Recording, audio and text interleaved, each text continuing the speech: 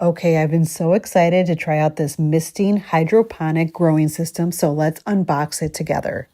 Right out of the box, it comes with everything you need to get started. The main base with the built-in 6-liter water tank, all 15 grow pods, plant labels, nutrient packets, and the adjustable LED light panel. Everything is really well organized and securely packed, which I always appreciate because it makes setup feel stress-free right from the start. For setup, I started by filling the tank with water up to the max line and added one of the nutrient packets that came with it. Then I placed each grow pod into its slot. You could use them for herbs, vegetables, flowers, or even small fruits. The light panel adjusts easily, so you could raise it higher as your plants start to grow, which is such a smart design detail.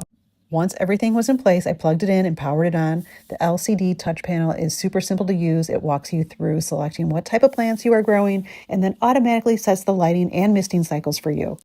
You can even switch between modes for herbs, veggies, or flowers depending on what you plan to grow. When it's running, it has this really calm, soft glow that instantly adds a cozy look to the space.